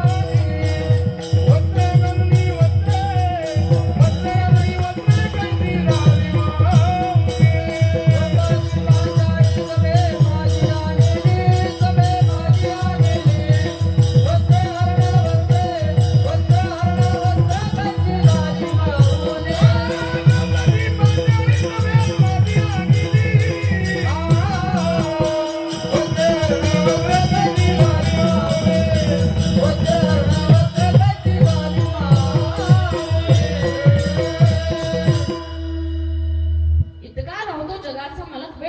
स्वतःचा पितांबर तिच्या करता अडवून देतो असा देव आपला धर्म निभावतो. त्याचप्रमाणे संत सुद्धा आपला धर्म निभावतात. संत अवताराला येतात जड जीवांचा उद्धार करण्याकरता. प्रत्येक वेळी संतांनी जड जीवाचा उद्धार केलेला आहे. सांगू तुम्हाला उदाहरण. एक हैबत बाबा नावाचे निश्चुम भक्त प्रभुंग परमात्म्याचे. अहोरात्र भगवंताचं भजन करावं, विश्वमौली तरुणांचं भजन करावं. पण ज्या क्षणाला त्यांच्यावरती संकट येतं ना मानवपणो, विश्वमौली तरुणांच्या चरणावरती जातात, सांगतात देवाला मला या संकटामधून बाहेर काढ. मी शेवटच्या क्षणापर्यंत मौलींच्या चरणावरती जाईल. देवानं बाहेर काढलं संकटामधून. पण इथं बसलेले हैबत बाबा ऐका, जेव्हा संकटामधून बाहेर आले ना, घरी नाही गेले हैबत बाबा. आपल्यातला एखादा असतात काय म्हटलं असता, माझा नातू घरी वाट पाहतोय, घरी गेलं पाहिजे. पण ते हैबत बाबा होते. मौलींच्या चरणावरती गेले. मौलींच्या चरणावरती डोकं ठेवून सांगितलं, येथून या नोठवू माथा चरणा वाचोनी सर्वता, मरणा वाचोनी सर्वता. मेल्याशिवाय आता इथून जाणार नाही देवा. शेवटच्या श्वासापर्यंत मौलींच्या चरणावरती राहिले. परिणाम विश्वविख्यात विश्वमौली नरवण्यांचा पालखी सोहळा त्यांनी चालू केला. आजही आळंदीमध्ये तुम्ही जर कधी गेलात तर माऊलींच्या समाधीच्या दर्शनाच्या आधी आपल्याला हैबत बाबा नावाच्या पायरीचं दर्शन होतं. का रे आपण दर्शन घेतो? आजही आपण त्यांच्या पायरीचं दर्शन घेतो. त्याचं कारण माऊलींच्या चरणावरती लागले सर्वसामान्य जीवरूपी असणारे हैबत बाबा. माऊलींच्या जीवनाचा स्पर्श त्यांच्या जीवनाला झाला, परिणाम त्यांचा उद्धार झाला. अशा प्रकारे संत जड जीवाचा उद्धार करत असतात. देवाच्या अवताराचं कारण समजलं, संतांच्या अवताराचं कारण समजलं. आता तिसरं सांगते, आपल्या जन्माचं, आपल्या अवताराचं कारण काय आहे. बघा, तुमचा माझा जन्म इतक्या मोठ्या लोकसंख्येमध्ये झाला म्हणजे आपलं काहीतरी प्रयोजन आहे, काहीतरी कार्य आहे. आपण या समाजाचं देणं लागतो. आणि दुसरी गोष्ट म्हणजे इतकी मोठी कोरोनाची लाट आली, कोरोनाचं संकट आलं तरी सुद्धा आपण जिवंत राहिलो म्हणजेच आपलं काहीतरी कार्य आहे ते आपण केलं पाहिजे. मग या समाजामध्ये जगत असताना मला वाटतं परोपकारानं आपलं जीवन आपण समर्पित केलं पाहिजे. कसं जगावं सांगू तुम्हाला. आपला धर्म आपल्याला साने गुरुजी शिकवतात. काय सांगितलं रे आपला धर्म? कोकणचं वैभव असणारे मला वाटतं साने गुरुजी आहे. त्या साने गुरुजींनी आपल्याला धर्म शिकवा. खरा तो एकची धर्म जगाचे बांध कोरावे, असं सांगितलं का धर्म? नाही. पण कोरोनाच्या काळात लोक जोशी निघाले, मास्कचा जमाना, यूज अँड थ्रोच. ज्याप्रमाणे मास्क वापरतात आणि टाकून देतात ना, त्याचप्रमाणे माणसांचं सुद्धा करतात. परंतु विनंती असेल माझी तुम्हाला, माणसं थ्रू करू नका, माणसं टाकून देऊ नका, माणसं जीवनामध्ये जपायला शिका. कारण माणसं फार महत्वाचीच नाही आपण. अरे दिवाला दिवा लागत गेला ना की सुंदर अशी दिपमाळ तयार होते, फुलाला फुल जोडत गेला ना की सुंदर असा फुलहार तयार होतो, आणि माणसाला माणूस जोडत गेला ना की सुंदर असं एक नातं बनतं. त्या नात्याचं नाव आहे माणुसकी. ती माणुसकी आपल्या जीवनामध्ये खऱ्या अर्थाने निभवली पाहिजे. वाचवा, मोकळ्या मनानं वाचवा, लय हळूच वागली जातात. ती माणुसकी जीवनामध्ये फार महत्वाची. का महत्वाची? या कलियुगामध्ये जगत असताना माय बापांना माणसानं माणूस होण्याचा प्रयत्न केला पाहिजे.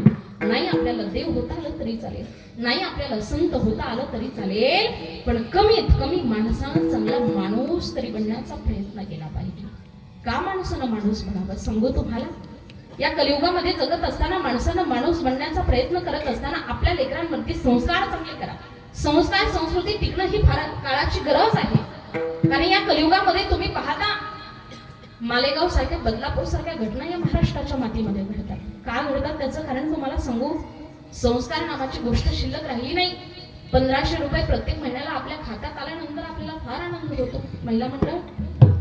पण कधीतरी मला वाटतं मागणी करावी त्या साहेबांना, तुम्ही मुख्यमंत्री लाडकी बहीण योजना आणली, चांगलीच गोष्ट आहे, पण दुसरी एका योजनेची आपल्या महाराष्ट्राला गरज आहे. ती योजना कोणती?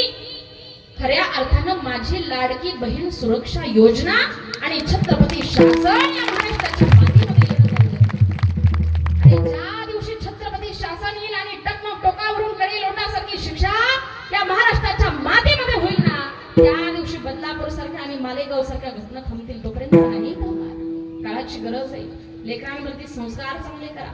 संस्कार फार महत्वाचे. इतक्या तळमळीनं तुम्हाला का सांगते सांगू. आज या महाराष्ट्राच्या मातीमध्ये कीर्तन करत असताना, महाराष्ट्रभर फिरत असताना माझ्या बापाचं एकच वाक्य होतं संस्कार करतानाच. तुमच्या माहिती करता सांगते, माझा बाप म्हणायचा वारकरी संप्रदायामध्ये जीवन जगताना इतकं सुंदर जीवन जगावं, इतकं सुंदर जीवन जगावं, ज्या दिवशी आपल्या आयुष्यातला अंतिम क्षण येईल ना, त्यावेळेला दानवरांनी म्हणावं, अरे घ्या रे त्या लेकराला जवळ, त्यानं आयुष्यभर संप्रदायाची सेवा केली, असं आपलं जगणं. आणि माझे गुरुवर्य स्वामी शमसिंह महाराज बरी म्हणायचे, बोलणे की बादशाह मत बनो, आचरण की आचार्य बनो. काय गोड वाक्य. इतकं छोटस वाक्य असतं पण खूप काही शिकून जातं माई बापांनो. आचरण की आचार्य बनो म्हणजे आपलं आचरण चांगलं असलं पाहिजे. आणि माझ्या जीवनातला उद्देश इतकाच आहे, या महाराष्ट्राच्या मातीमध्ये माझ्या बापाचे, माझ्या गुरुवर्यांनी माझ्यावरती केलेले संस्कार महाराष्ट्राच्या कानाकोपऱ्यापर्यंत मला पोहोचवायचे. म्हणून आज या नारदाच्या गादीवरती उभी ना, 3 महिन्याचं बाळ आहे माझं छोटस. 3 महिन्याचं बाळ असताना या ठिकाणी उभी राहिली. त्याचं कारण सांगू तुम्हाला. लोक म्हणतात बाळा 3 झाल्यानंतर 3-3, 4-4 महिने पायातले सॉक्स काढत नाही. काय होत रे सॉक्स नाही काढल्यानंतर? सांगू तुम्हाला, आपली भूमी इतकी पवित्र आणि आदर्शवंत आहे की ज्या भूमीमध्ये एका स्त्रीनं गाईच्या गोठ्यामध्ये आपल्या लेकीला जन्म दिला आणि दगडाने आपला नाळ तोडला, ती आपल्या महाराष्ट्राची खऱ्या अर्थाने अनाथांची माय होते. तिचं नाव सिंधुताई सपकाळ. अशी घडते का हो सिंधुताई सपकाळ? सिंधुताई सपकाळ होण्याकरता कार्य तसं करावं लागतं, संघर्ष तितका करावा लागतो. म्हणून आज 3 महिन्याचं बाळ घेऊन या ठिकाणी नारदाच्या गादीवरती उभी राहिली. जीवनातला उद्देश काच आहे. घराघरात मीराबाई घडावी, घराघरात मुक्ताबाई घडावी, घराघरात जनाबाई घडावी आणि घराघरात राजमाता, राष्ट्रमाता जिजाऊ माँसाहेब घडाव्या. महोत्सव खऱ्या अर्थानं सार्थकी लागावा वाटतो ना तुम्हाला. त्याच्याकरता कसं जीवन जगावं सांगू. या कलियुगातलं एक उदाहरण तुम्हाला सांगते. मध्य प्रदेशमध्ये एक वर्षा पटेल नावाची मुलगी, एक 2-3 महिन्यापूर्वीचं उदाहरण आहे. ती वर्षा पटेल नावाची मुलगी, तिच्या जीवनातला उद्देश होता की माझ्या जीवनामध्ये MPSC UPSC करून मी अधिकारी व्हावं. अगदी कमी वयामध्ये तिच्या डोक्यावरचं पितृछत्र हरपलं आणि म्हणून नातेवाईकांनी विवाह लवकर लावून दिला. विवाह संपन्न झाल्यानंतर तिनं तिच्या पतीला सांगितलं, माझ्या जीवनातला उद्देश आहे की मी अधिकारी पदापर्यंत जावं, याच्याकरता तुम्ही मला सहकार्य केलं पाहिजे. तिच्या पतीनं तिला सहकार्य केलं. सहकार्य करत असताना त्या ठिकाणी MPSC UPSCचा अभ्यास चालू होता. लग्नाला 3 वर्ष पूर्ण झाले आणि त्या वर्षा पटेल नावाच्या मुलीनं एका मुलीला जन्म दिला. तिचं नाव आहे श्रीजा पटेल. ती श्रीजा पटेल नावाची मुलगी ज्या क्षणाला 1 महिन्याची झाली, मुलाखती करता त्या वर्षा पटेल नावाच्या मुलीला कॉल आला. 1 महिन्याचं छोटस लेकरू घेऊन ती मुलगी वर्षा पटेल नावाची मुलाखतीला जाते आणि अधिकारी पदापर्यंत जाते. ती आपले आदर्श असली पाहिजे माई बापांनो या कलियुगामध्ये. इथे बसलेल्या महिला आदर्श घ्या जरा. सांगू तुम्हाला याच्या पुढे जो अखंड महाराष्ट्र दैवत असणारे आपण ज्यांना आपलं आराध्य दैवत म्हणतो ते छत्रपती शिवाजी महाराज. त्यांच्या जीवनातला एक प्रसंग आहे बघा. गुरुनाम गुरु बालयोगी महाराजांच्या मुखातला प्रसंग आहे. लिखित स्वरूपामध्ये याचे पुरावे कुठे सापडत नाहीत पण ते फार धाडसानं सांगायचे. ज्यावेळेला छत्रपती शिवाजी महाराजांचा जन्म शिवनेरी किल्ल्यावरती झाला आणि शिवनेरी किल्ल्यावरती जन्म झाल्यानंतर पावणे 4 महिन्याचे छत्रपती झाले. छत्रपती पावणे 4 महिन्याचे होत असताना मुघलांनी त्या ठिकाणी शिवनेरीवरती हल्ला करण्याचं नियोजन केलं. आणि ही बातमी ज्या वेळेला जिजाऊ मासाहेबांच्या कानावरती पडली, जिजाऊ मासाहेबांनी स्वतः कुठल्याही पद्धतीचा विचार केला नाही. मी 4 महिन्याची बाळंतिणी याचा त्यांनी विचार केला नाही. स्वतः त्या ठिकाणी युद्ध करण्याकरता गडोतार होण्याच्या तयारीमध्ये लागल्या. जिजाऊ मासाहेबांनी स्वतःच्या अंगामध्ये चिलखा घातला, हातामध्ये तलवार घेतली, हातामध्ये ढाल घेतली, स्वतः गडोतार झाल्या. आणि घोड्याला टाच मारत असताना छोटेसे पावणे 4 महिन्याचे छत्रपती माझ्या जिजाऊ मासाहेबांनी एका दासीच्या हातामध्ये सोपवले. आणि त्या दासीच्या हातामध्ये देत असताना माझ्या जिजाऊ मासाहेबांनी सांगितलं, आता जसे छत्रपती तुझ्या हातामध्ये सोपवते ना, तुझी जबाबदारी इतकीच आहे, युद्धावरून परत माघारी आल्यानंतर अगदी असेच माझ्या हातामध्ये दे. त्या दासीनं धन्यवाद दिले. माझं जीवन धन्य झालं की माझ्यावरती तुम्ही एवढा विश्वास दाखवला. 7-8 तास त्या ठिकाणी युद्ध चालू झालं. जिजाऊ मासाहेब युद्धावरती गेल्या. पण 7-8 तास चालणारं ते युद्ध शेवटच्या अर्धा-पाऊण तासामध्ये छत्रपतींना भूक लागली. आता त्यांना भूक लागल्यानंतर छत्रपती रडायचे थांबत नाही. ती असणारी दासी ती एक आई होती माता मौल्यांनो. तिचं मातृत्व जागं झालं. त्या दासीनं मातृत्व जागं झाल्यानंतर छत्रपतींना आपल्या स्तनाला लावलं आणि आपल्या दुधाचे अमृताचे 2 घोट छत्रपतींच्या मुखात सोडले. अरे ज्या क्षणाला युद्धावरून परत माझ्या जिजाऊ मासाहेब गडावरती आल्या, गडावरती आल्यानंतर ती दासी सांगते, मासाहेब माझ्याकडून फार मोठा गुन्हा घडला हो. काय गुन्हा घडला? त्या दासीनं सांगावं, तुम्ही ज्या वेळेला छत्रपतींच्या या स्वराज्याच्या निर्मिती करता युद्धावरती गेलात ना, त्या क्षणाला छत्रपतींना भूक लागली, माझं मातृत्व जागृत झालं, अमृताचे 2 घोट मी त्यांच्या मुखात सोडले. कौतुक केलं दासीचं. माझ्या जिजाऊ मासाहेबांनी डोक्यावरून हात फिरवला, कौतुक केलं. छत्रपतींना हातामध्ये घेतलं, वाड्यात गेल्या. अरे वाड्यात गेल्यानंतर माझ्या जिजाऊ मासाहेबांनी काय केलं? इथं बसलेल्या प्रत्येक जिजाऊंना लक्षपूर्वक ऐका. जिजाऊ मासाहेब ज्या क्षणाला वाड्यामध्ये गेल्या, हातातली तलवार बाजूला ठेवली नाही, हातातली ढाल बाजूला ठेवली नाही, रक्तानं माखलेलं शरीर त्यांनी धुतलं नाही, स्वतःच्या अंगातलं चिलखत त्यांनी काढलं नाही. अरे माझ्या जिजाऊ मासाहेबांनी आपल्या हाताचे 2 बोट आहेत ना हे समोरचे छत्रपतींच्या नरड्यात घातले. अरे इतके आत घातले, इतके आत घातले, इतके आत घातले, जोपर्यंत छत्रपतीच्या पोटात गेलेलं दासीचं दूध ओकारी देऊन बाहेर काढत नाही ना, तोपर्यंत ते बोट आतमध्ये घातले. दासी त्या ठिकाणी उभी होती. ती विचारते, जिजे दूध पाजलं म्हणून कौतुक करणारी तू आणि आतमध्ये गेलेलं दूध ओकारी देऊन बाहेर टाकायला लावणारी तू, असा भेदभाव का ग? त्यावेळेला जिजाबाईच्या मुखातले शब्द काय आहेत ऐका. जिजाऊ मासाहेबांनी सांगावं, दासीच्या दुधाचा मी सन्मानच करते, पण ऐक ना, जर त्या दासीचं दूध माझ्या लेकराच्या पोटामध्ये गेलं आणि उद्या मुघलांची नोकरी चाकरी करणारा दास जर या वाड्यात वाढत गेला, तर उद्याचा छत्रपती मी जन्माला घालू कुठून? मला या स्वराज्याचा सेवक नाही तर या स्वराज्याचा मालक घडवायचा आहे. तसं आपल्या घरातली मुलगी खालच्या आडीची सरू नाही तर वरच्या आडीची पारू नसली पाहिजे. ती कोण असली पाहिजे? ती राजमाता, राष्ट्रमाता जिजाऊ मासाहेब असली पाहिजे. आणि खऱ्या अर्थानं त्याच मातेच्या पोटी या छत्रपतींनी जन्म घेतला. म्हणून आपण या महाराष्ट्राच्या मातीमध्ये मोठ्या अभिमानानं म्हणतो, माझ्या जिजाऊची पुण्याई कशी आली या फळाला, माझ्या जिजाऊची पुण्याई कशी आली या फळाला, तो बापाचा बाप राजा शोभा जन्मला, तो बापाचा बाप राजा शोभा जन्मला.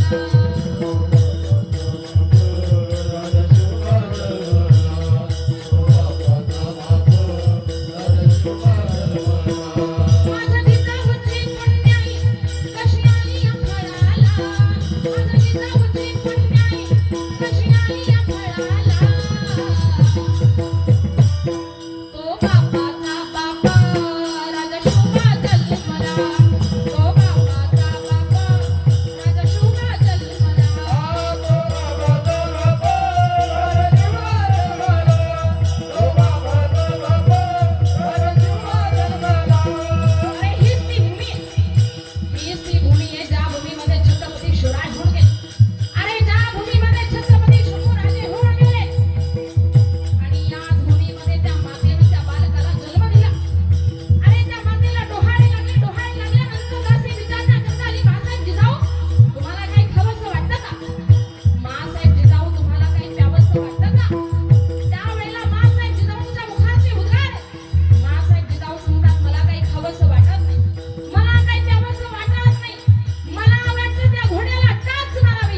घोड्यावरती बसावं आणि सह्याद्रीच्या दऱ्याखोऱ्यातून हा घोडा फेकावा.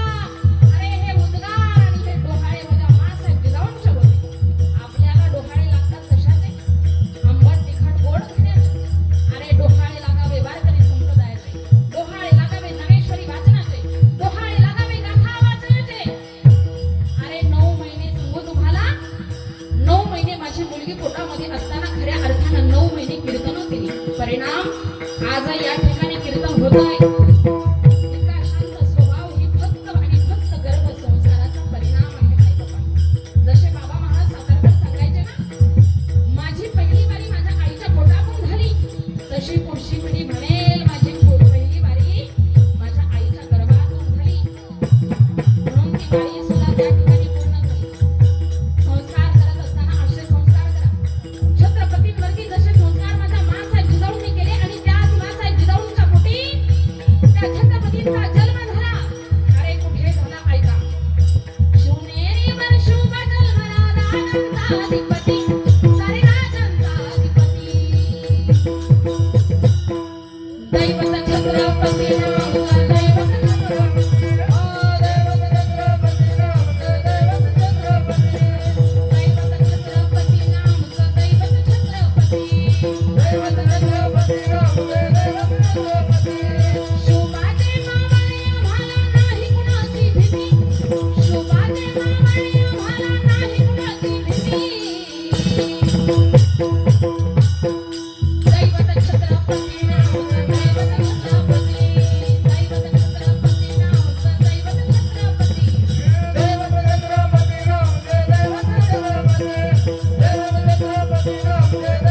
छत्रपती. अरे म्हणून त्या माँसाहेब जिजाऊंच्या विचारानं जगण्याचा प्रयत्न करा. ऐका. अरे स्वतःच्या विचारानं जगाल तर माती व्हाल, स्वतःच्या विचारानं जगाल तर माती व्हाल आणि शिवरायांच्या विचारानं जगाल तर छत्रपती व्हाल. इतकी ताकद त्या शिवरायांच्या विचारामध्ये. म्हणून माझं एक वाक्य लक्षात ठेवा. घासल्याशिवाय धार नाही तलवारीच्या पाठीला, घासल्याशिवाय धार नाही तलवारीच्या पाठीला. आणि शिवचरित्राशिवाय, शंभू चरित्राशिवाय आणि संत विचाराशिवाय पर्याय नाही या महाराष्ट्राच्या मातीला, पर्याय नाही. म्हणून ज्याला ज्याला या महाराष्ट्राच्या मातीत जन्माला आल्याचा अभिमान आहे, ज्याला ज्याला स्वाभिमान आहे, त्या त्या प्रत्येकानं दोन्ही हात वरती करायचे आणि जोरात आवाज द्यायचा आहे. क्षत्रिय कुलावतंस प्रौढ प्रताप पुरंदर सिंहासनाधीश्वर राजाधिराज श्रीमंत श्री श्री श्री छत्रपती शिवाजी महाराज की, धर्मवीर संभाजी महाराज की जय. भवानी हर हर.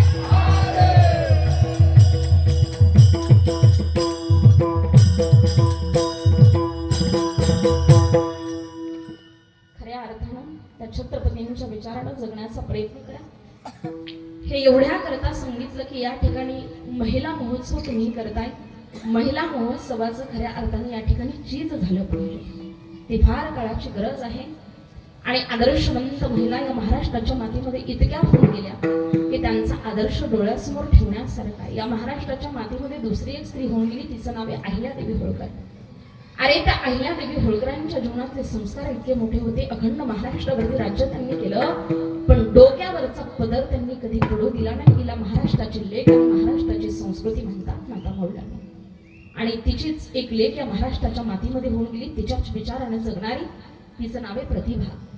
अरे त्या प्रतिभा नावाच्या मुलीनं 15-16 वर्षी साडी घालावी, साडी घालून आईच्या समोर यावं. आईनं विचारावं, प्रतिभा साडी कशा करता घातलीस ग? त्या प्रतिभानं सांगावं, मुक्ताबाईच्या मंदिरात मला पारायण करायचे. त्या प्रतिभा नावाच्या मुलीनं 15-16 वर्षी पारायण करावं. पारायण झाल्यानंतर घरी यावं. आईनं विचारावं, प्रतिभा आता साडी ग?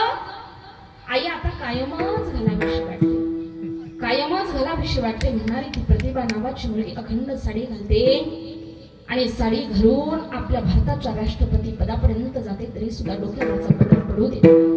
त्याच्या पुढे जाऊन सांगू, राष्ट्रपती पदापर्यंत गेल्यानंतर ती प्रतिभा नावाची मुलगी बराक ओबामांच्या अमेरिकेत जाते. आणि अमेरिकेत गेल्यानंतर बराक ओबामा प्रतिभाताईच्या हातात हात देण्याकरता हात पुढे घेतात आणि प्रतिभा नावाच्या मुलीचा सुद्धा हात पुढे येतो, पण त्याच क्षणाला डोक्यावरचं पदर वस्त्र खाली सरकतं.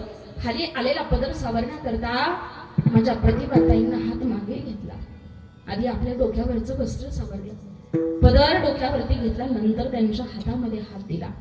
त्यावेळेला बराक ओबामा विचारतात, प्रतिभाताई तुम्हाला असं वाटत नाही का हो, तुम्ही आमच्याच अमेरिकेमध्ये येऊन आमच्या हातात हात देण्याकरता हात पुढे घेता आणि तोच हात आधी मागे घेऊन आपल्या डोक्यावरचं वस्त्र आधी सावरतात, नंतर आमच्या हातामध्ये हात देता, याच्यामध्ये आमचा अपमान झाला असं तुम्हाला वाटत नाही का हो?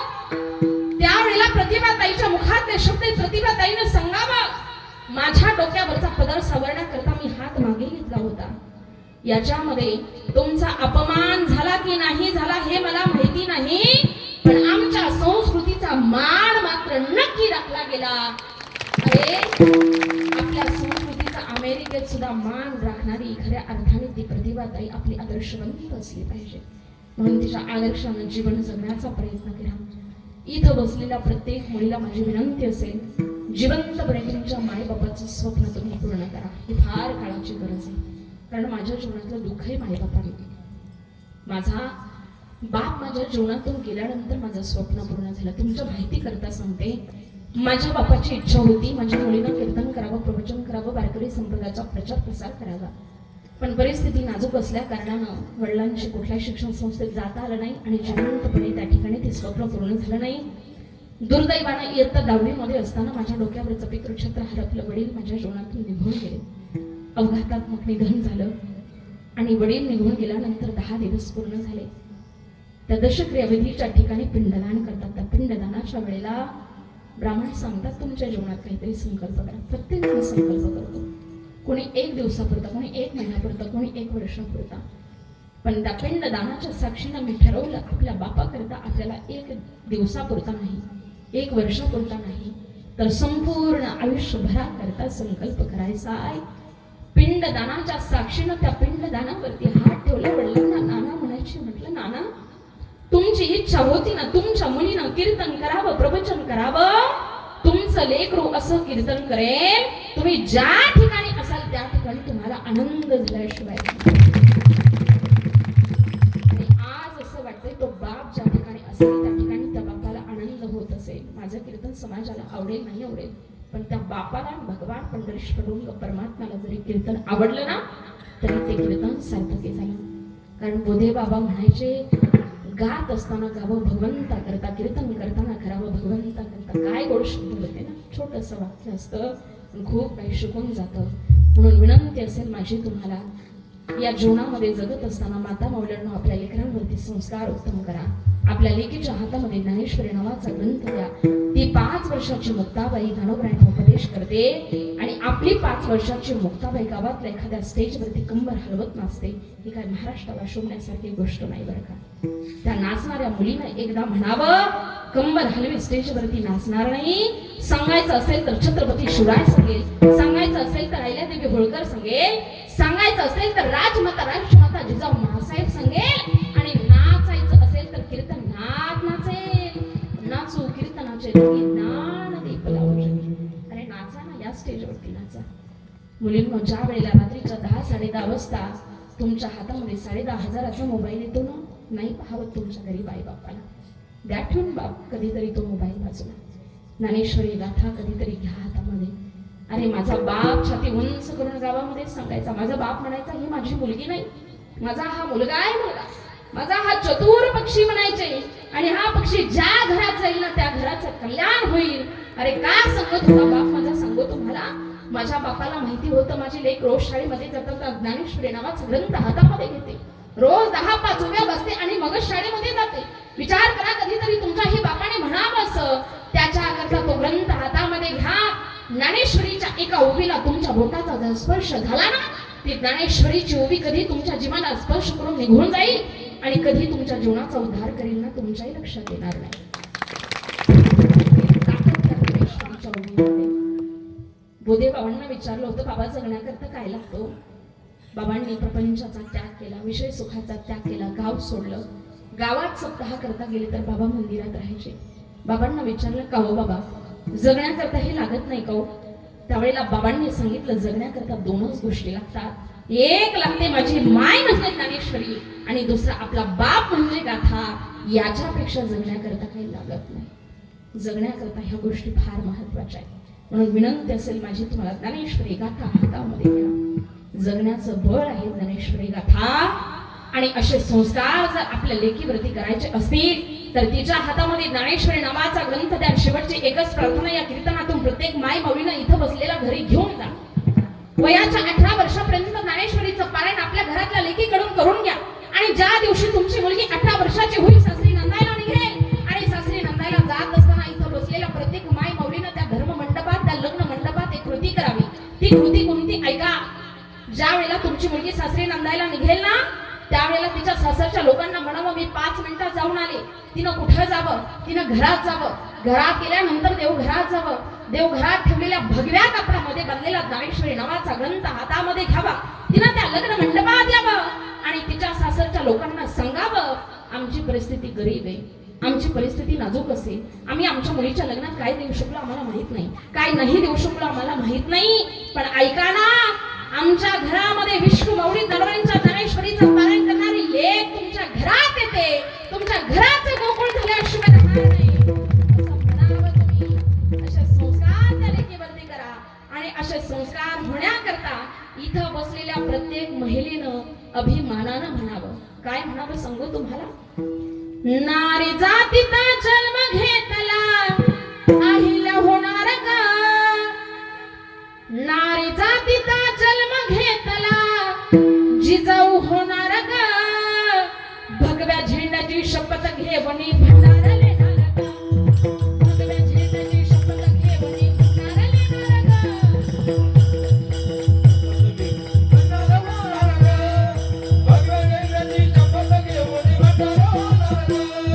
नारी जातीचा जन्म घेतला आईला होणार का.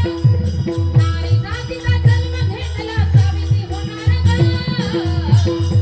पिवळ्या झेंड्याची शपथ घेवणी भंडारा लेणार का. पिवळ्या झेंड्याची शपथ घेवणी भंडारा लेणार का.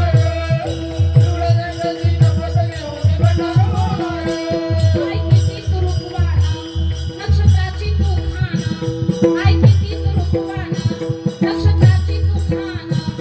आई तुझे ते गुणगाना वाढविणारीची ती शाना. आई तुझे ते गुणगाना वाढविणारीची ती शाना. नारी जातीचा जन्म मिळाला इतिहास लिहिणार का. नारी जातीचा जन्म मिळाला इतिहास लिहिणार का. भगव्या झेंड्याची शपथ घेवणी भंडारा लेणार का. भगव्या झेंड्याची शपथ घेवणी भंडारा लेणार का.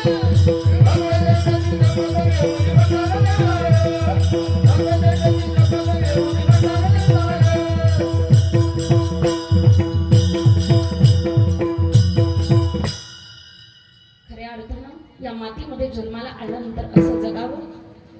राजमाता राष्ट्रमाता जिजाऊंना सर्वांसारखं इतकीच विनंती तुमच्या चरणावरती करते. तीनही पद्धतीचे अवतार तुम्हाला या ठिकाणी सांगितले. प्रत्येकाच्या अवताराचं कारण तुमच्या लक्षात आलं. तसं जगद्गुरु तुकोबाराय म्हणतात अवतार तुम्हा धराया कारण उद्धाराय जन जड जीवा. दोनही चरणाचा अर्थ तुमच्या लक्षात आला. दुसऱ्या 2 चरणाचा अर्थ सरळ सरळ तुम्हाला समोर जाते. खऱ्या अर्थानं जगद्गुरु तुकोबाराय म्हणतात भक्ती भाव धर्म आणि सुख वाढवण्याकरता खऱ्या अर्थानं आम्ही या जगतामध्ये येत असतो. आणि ज्याप्रमाणे चंदन वृक्ष या जगतामध्ये काम करतो त्याचप्रमाणे आमचं कार्य आहे या जगताचा उद्धार करण्याकरता. चंदन वृक्ष स्वतः झिजतो तसे संत झिजतात आणि तुम्हा आम्हा सर्वसामान्य जीवाचं सोनं करण्याची ताकद त्यांच्यामध्ये आहे. म्हणून खऱ्या अर्थाने संतांनी जो आपल्याला उपदेश केला त्या उपदेशाप्रमाणे जगण्याचा प्रयत्न करा. संत प्रत्येक वेळेला आपल्याला एकच सांगतात काय करा.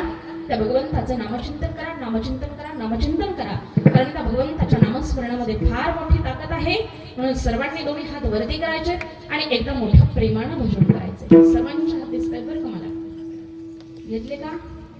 राहू द्या 1-2 तासाच्या एवढी होईपर्यंत गोड भजन करायचं सर्वांनी. विठोबा रखुमाई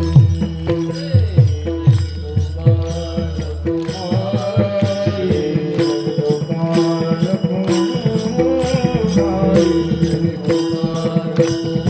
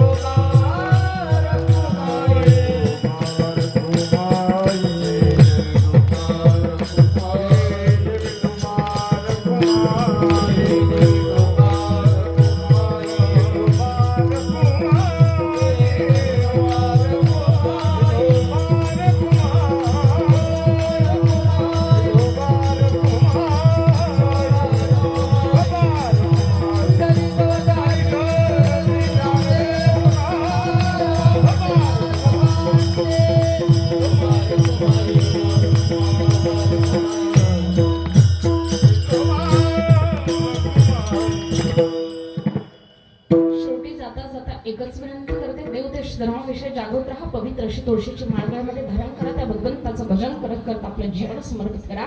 कारण त्या भगवंताच्या भजनामध्ये फार मोठी ताकद आहे. शुद्ध भावनेने जर त्याचं भजन केलं तर जगाचा बाप तुमच्या माझ्याकरता इतका धावून येतो, इतक्या खालच्या पात्रतेचं काम करतो.